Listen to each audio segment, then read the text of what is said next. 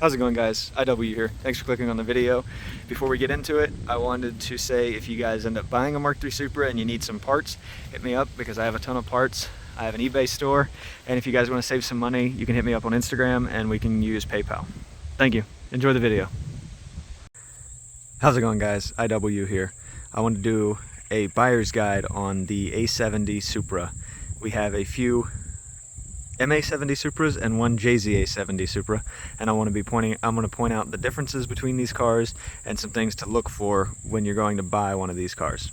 A little backstory on me is my name is Mark. My first Supra I got in 2014 when I was back in high school.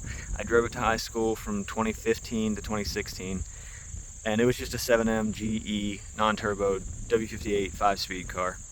I have owned, I would say, close to 60 Supras or so. I have a parts business where I sell Mk3 Supra parts. It's not like a business, it's more like an eBay business, but I sell Supra parts and help people keep these cars on the road. So I've seen a bunch of stuff that goes wrong with these cars and common things to look for. And in this video, I want to go over some of that stuff and show you guys what to look for that possibly could be wrong with these cars. So we'll go over some common problems with these cars. We'll go over some specific problems to the JZA70. We'll go over some specific problems to the MA70. And we'll go over some overall problems just with these cars because they are old cars, so they're going to have normal old car problems. Stick around, enjoy the video. Hopefully this video helps somebody. Hopefully this video saves somebody some money whenever they're going to look for their next A70 Supra. So to start off, something that you need to decide, or maybe you can't decide, maybe like somebody, your family member is giving you one of these, and so you don't have a choice. There's a lot of that happens a lot. So if that's the case, this video is also going to be good. You can use it to look for some of these problems, some stuff that you're going to have to fix, or if you do want to end up saving the car, or if you want to buy a better one. But sentiment, that plays a big factor in a lot of these cars I've seen. So anyway, to start is you have pre-89 versus 89 plus. The big difference is that you can see is the bumpers are different. See how the 89 plus bumpers, they have the split? That's the easiest way to tell if it's pre-89 versus 89 plus. There's a ton of differences on these cars between the years. It would take me all day to go over them, but I'll bust down a couple just real quick of the differences. So on a pre-89, the mirrors look more like that versus the mirrors looking like this on this car. This one is a JZA70, so a little bit of the stuff's going to be different on it. It has the JDM Euro folding mirrors. Don't mind the mirror covers. That's one more difference. So the bumpers are different, the grills are different. The turn signals are actually longer on the pre-89 cars than they are on the 89 plus cars because they have the grills here. The 89 plus cars also have plastic trim, whereas the pre-89 cars, they use this metal trim, and it's metal back, so it would rust and warp. So if you go to look at a Supra and this trim's wavy like this, it means it's rusty and you really need a new piece of trim because there's no way to fix this. You'd have to buy a new piece of trim, and this trim is not cheap. I sell this trim for usually about $275 to $325 a piece. So it's insane. And more differences between the pre-89 and 89 plus to notice. The taillights are different. A lot of people like these taillights better.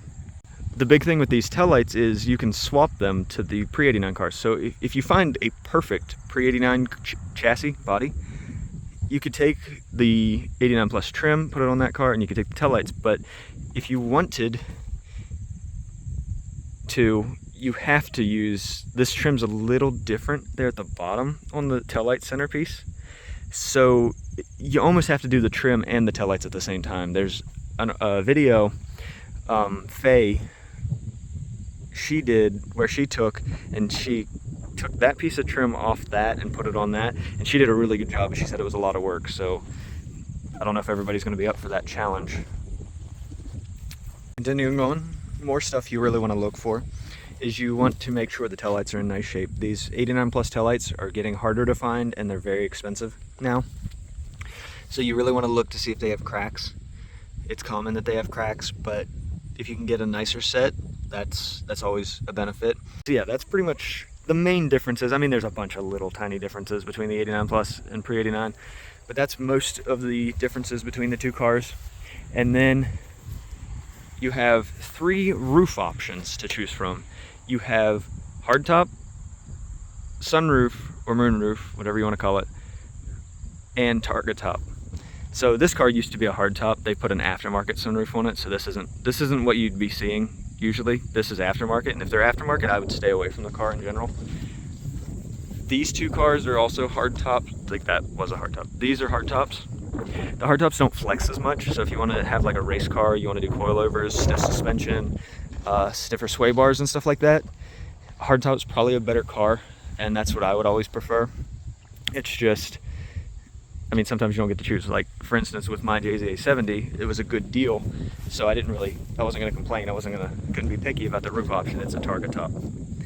A lot of the US cars are target tops. JDM cars, so right-hand drive cars like this one, it's rare to find a target top. Being that it's rare doesn't mean it's more valuable, doesn't mean it's better. In my opinion, not so much, but somebody might want a target top. Just something to keep in mind. So this video might go a little bit long, but if somebody's really interested in one of these cars, hopefully they'll stick around and watch. So the next thing to notice, or to keep in mind about these cars, is they're old cars. These cars are from the 80s and early 90s, and just what do old cars do? They rust. So something that you really want to keep in mind and to look for is rust. Commonly, I've seen these panels, they hold water from the hatch leaking. The hatches leak on these cars, so you need to make sure that they're not leaking, or if they are leaking, you need to get them sealed up quick so they don't rust these panels out. These panels here will rust out. And my drift car, it used to not have this. You could drop a wrench or a screwdriver down the quarter panel and it would just fall out. So that's something to keep in mind. The wheel wells in here rust. Usually when you see cracking or something like that, you can touch it, and if it's, I mean, usually it's soft. This one, think just the stuff's cracking. It's not rusty under there, but it's very common to have wheel well rust in a Mk3 Supra, especially depending on where it spent most of its life. But yeah, always look up in here and check. This one might have some starting because the wheel liner's starting to come off, but this one's just a parts car anyway, so it doesn't matter. And as you can see, you got quarter panel rust. That's pretty common. I see that on a lot of cars. I sell a lot of these panels. To continue on into the wheel well rust, you can open the hatch and come in here through these little panels, and you can look in there, and usually around that crease you'll see rust. That's what I always do whenever I'm going to look at these cars. And you can take that panel off and look in there too. You might need to shine a flashlight in there and maybe a camera because it's a little harder to see in that one. But that's something that you always really want to check out on these cars. To continue on to the rust topic, something else you really want to check is the spare tire area. These are very, very common to rust with the hatch. The hatches leak a lot, so this is very common to have rust in here, and you really just want to look at this because you don't want to buy a car that needs this whole panel replaced, like this one. I sell these panel cuts, but it's not something that you really want to have to replace if you don't have to. Another thing to check with rust is to take this plate off. This plate's an access plate to the fuel level sender. Take this plate off and then take the fuel level sender out. There's a couple 8mm bolts around the fuel level sender. Pull that out and make sure that's not rusty. Make sure the gas tank's not rusty. Gas tanks in these cars, super hard to find. They rust a lot and they're very expensive. I've sold them anywhere between $600 and $800 for a nice gas tank, and I'm running low on gas tanks, so be careful with that. More rust stuff to look for is these mud flaps. It's very common for these mud flaps to rust, and a lot of the times they'll rust where the clips are, and then you won't be able to put clips in it anymore, so then a lot of people will end up screwing self-tappers into it. I get a lot of cars like that, and I don't really understand why people don't just buy new mud flaps, why they just ruin the body of the car by screwing those in and ruin the aesthetic. But that's something to look for. And they also tear down here. A lot of times, like if somebody didn't know how to drive the car and they hit curbs and stuff, these will be ripped. That's very common. Another thing to notice with the rusting, a lot of this rusting in the back is very common, is because this trim here leaks. Water goes underneath here and then it leaks down in, and that causes it to rust. So it's good to take those off and to put 3M urethane along them around the bolt holes and put them back on so they seal and doesn't leak. Last part on the rust is make sure you check out the battery trays, because the battery acid leaks down and they rust a lot. Another common thing to look for, these mirrors, a lot of the times they're cracked, especially the 89 plus mirrors. They get little cracks, like along here they'll have little cracks, or under here they'll have little cracks. So it's good to look at the mirrors, make sure they don't have cracks. Also, you want to check out the mirror, make sure the glass isn't too loose. Like this one might need some work on the inside because the glass is a little loose, but if there's a little play, it's not too bad. Like this one, it's on the edge. That one might need some work. I'd have to tear it apart and see, because this one's a lot more solid. And then like they crack in here, so you want to look at the mirrors, make sure they're not cracked. Something else very common with these cars is trim. It's very hard to find some of this trim in good shape. It always has little tiny nicks out of it. Usually these upper corners are chrome instead of black like they used to be originally, where they were black. This one I think's been painted. All these cars have been painted actually, which is funny because most cars, like if you see, most will be chrome, and I think this is the original. That's what it's supposed to look like. It's supposed to be like a black, like that looks like a black chrome kind of. So that trim, this trim, a lot of the times it'll crack and rust. My personal car, it's cracking and rusting. I need to replace it, but you got to take the door panel off. This hatch trim, you can still get new on eBay. It does this a lot, so that's something to look out for. The quarter trim you can't get, so you're either gonna have to buy a nice used set or paint it. This set's pretty good right here. This is what I'm talking about with this trim just coming off like this, and then up here. So you really don't want to buy a car if every single piece of window trim needs replaced, because like windshield window trim is $150, $200. These I sell for $200 for the set. These would probably be something like $200 plus. Quarter windows and quarter window trim, it's hard to get this piece off, so I usually sell the quarter windows with the trim. Those are usually $200 to $300, and then hatch trim new on eBay is $300 and some dollars. And I mean, then you gotta buy the other side. So you really want to find a car with nice trim, and same with body trim. So some specific JZA70. So this is a right-hand drive from Japan, twin turbo 1JZ R154 stock factory car. That's what it was, factory. It's a little modified, but it's still mostly stock. Some things to notice on these cars. A lot of these cars from Japan have had questionable mods. They've had wiring harnesses like cut up to add boost controllers, turbo timers, everything like that. So you really want to look for that. You want to make sure the wiring's good, because it's hard to find wiring that's in good shape for these cars in the United States. Because they were never sold here in this configuration, it's hard to find a lot of these parts that are specific to this configuration. Some of the stuff on the JZA70 that you really want to notice is these mirror covers. They're always deteriorating. You can get them, they're $200, but you have to paint them. So that's one thing. Like I said, the wiring. It's also the ECU on these, the stock 1JZ, 2JZ, for like, it's the same for a 2JZ too, for a Mark IV. But the stock ECUs, the capacitors go bad, and then the ECUs are pretty much junk, and then you're fighting ECU problems. Like you'll have these really weird issues. Mine didn't hot start and stuff. So that's just something to look out for, ECU problems. The dashes in all these cars, all Mark IIIs, they crack. And on the right-hand drive specific cars, it's impossible to find a right-hand drive dash in good shape. Not sponsored by Baja Blast, but we're drinking a Baja Blast today. So yeah. Some other stuff, the interiors are a little different, so you can't really use MA70 parts. You're gonna have to get JZA70 parts. So like you need the JZA70 specific console. As you can see, mine had a lot of stuff screwed into it over time, so it's kind of ruined. The dash is really cracked, so they put a carbon fiber cover on it. Door panels, you can get by with using US door panels. There's only a few minor differences, like this bezel is smaller and it doesn't have the button like that side does, and like the US cars have the button like that side on both sides. So yeah, there's just some differences. The clusters, they're also different. The climate controls are different. So a lot of the interior of this car is going to be different than the US car. So if you're buying one of these cars in the US, you need to notice some of that stuff so you know that you're probably not going to be able to find parts for it, or if you do find parts, they're going to be kind of expensive. One benefit of buying a JZA70 over these cars, there's a few benefits. One's the 1JZ in my opinion, it's a better motor. I don't want to get into an argument.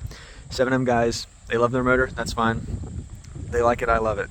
But I love my 1JZs. And so some cool things about the JZA70 is you got the 1JZ, you get the R154. They all had 89 plus taillights, I think, in the 1JZ JZA70. And if you're getting a Japanese one, there's a good chance you're going to have a bunch of rare Japanese parts. Like this has a 5-Ziggin exhaust. It had work wheels on it. It had the carbon fiber dash cover. It has the digital dash. It had some Blitz parts. These wheels didn't come on it. It has these rare JDM bubble marker lights. It's got the rare JDM turn signals.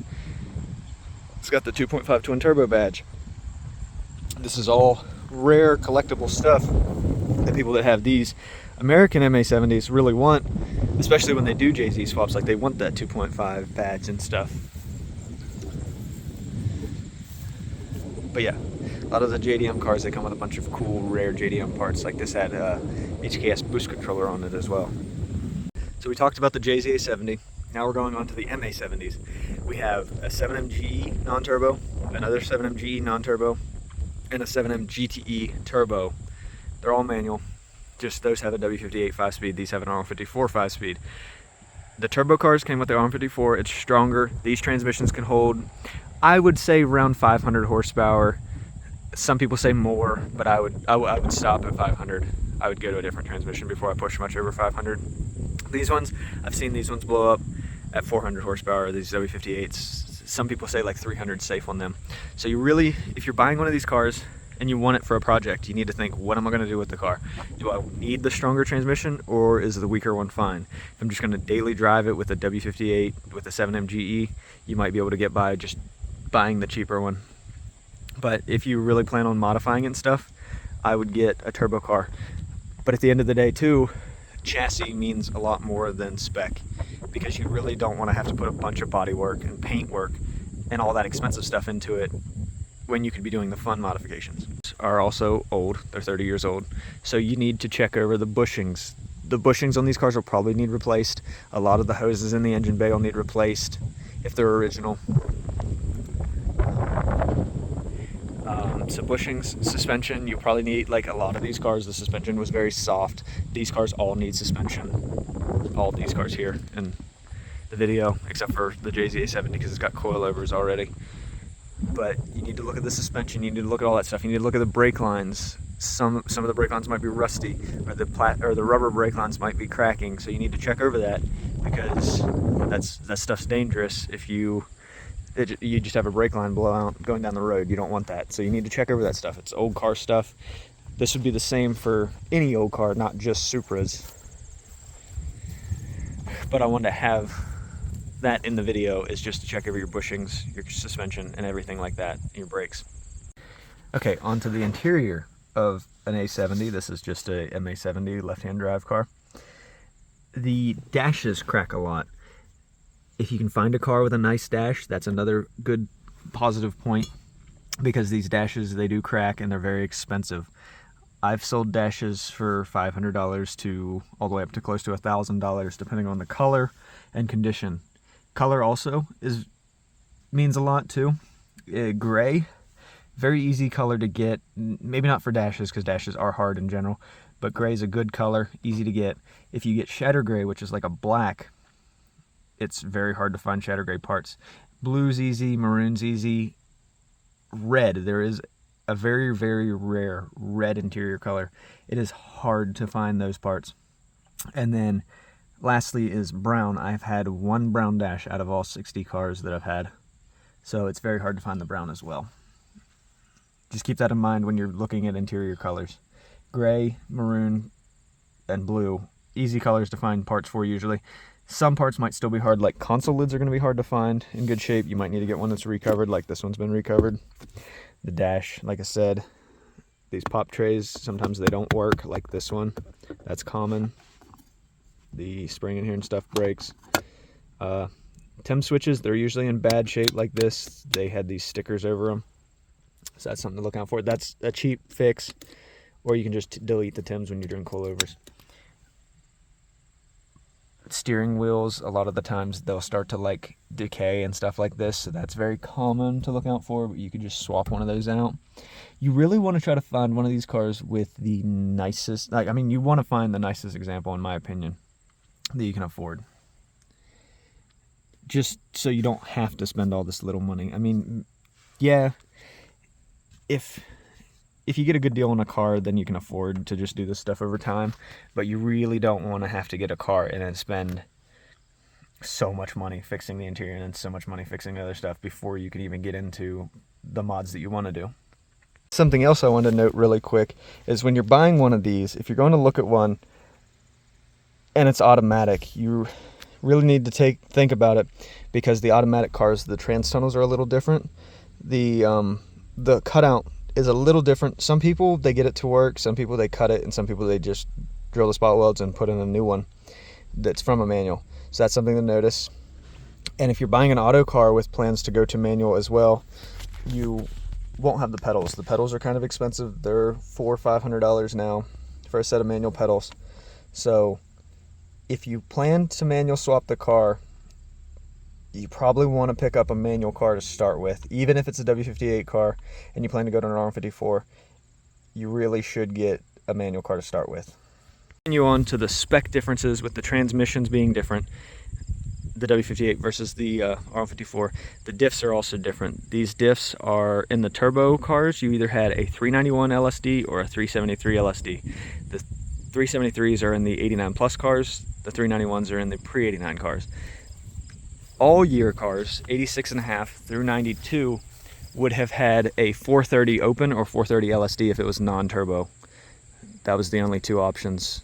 They had like a 2-pinion, a 4-pinion, open, and then they had a 4-pinion LSD for the non-turbo cars. The JZA70 cars, on the other hand, they had a Torsen style versus the clutch style LSDs on these. They had a Torsen style LSD, and they say they're weaker, but the gear ratios are also different. They're 411 or 410, and 390 is the options for those. On the US cars, you're gonna have two motor options. You're gonna have a 7M GE like this, and you're gonna have a 7M GTE like this. And they both have their problems. The 7M GTE, a lot of parts that I sell off this motor is these igniters, so they go bad. The coil packs, they go bad. The CPS, they go bad, and they're very hard to find, very expensive. These AFMs, they also go bad. The 10-blade fans, it's not like they go bad, but they're kind of expensive if they're busted up. You want to look at that. These hoses, if they're old and cracking, you really want to replace them with these nice new silicone hoses. That's a really good upgrade to do, just to save yourself some headache later on, so you're not be going down the road and you have like a coolant line blow or like a boost leak or something like that. More just normal old car stuff you just want to pay attention to. The GE, they don't have as many problems. They're usually more reliable. The distributor, usually it's always fine. I've sold a couple coils, they go bad sometimes, but like this motor is usually a better motor than that motor, because that's just got, turbo motors just have more stuff to go wrong on them. And elephant in the room, 7Ms, they're not always good motors. You don't want to cheap out and buy a cheap Supra and end up with something like this. Like, that's why I have this car here, is just this was a parts car. Part of the reason I bought this car was for parts, and then I didn't want somebody else to buy this car as a project and then just get stuck with a money pit like crazy like this. This is why you don't buy the cheapest Supra you can find, is because of this.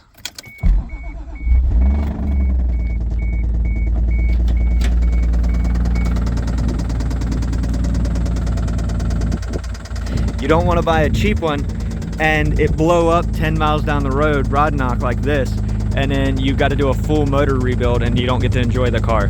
That's not fun for anybody. Another thing, if you're going to check out a 7M Supra, or any Supra, but a 7M one specifically, if this light over here is on, a lot of people call it the birdcage light or the gel light. It's actually a little radiator, just a lot of people joke. But if you see that light on, that's not a good sign. That means that your coolant reservoir in the front's low. And usually, not all the time, but usually when that light's on, it means that you have a blown head gasket. I've heard jokes. The owner of Night Run, he says it's the blown head gasket light, which is pretty true. A lot of the times when that's on, you have a blown head gasket.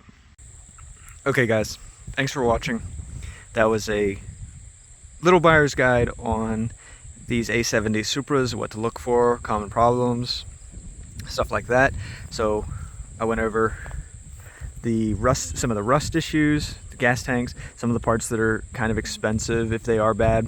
The 7Ms, they're known for their head gasket issues, so you want to ask about that if that work's ever been done or if it's the history on that.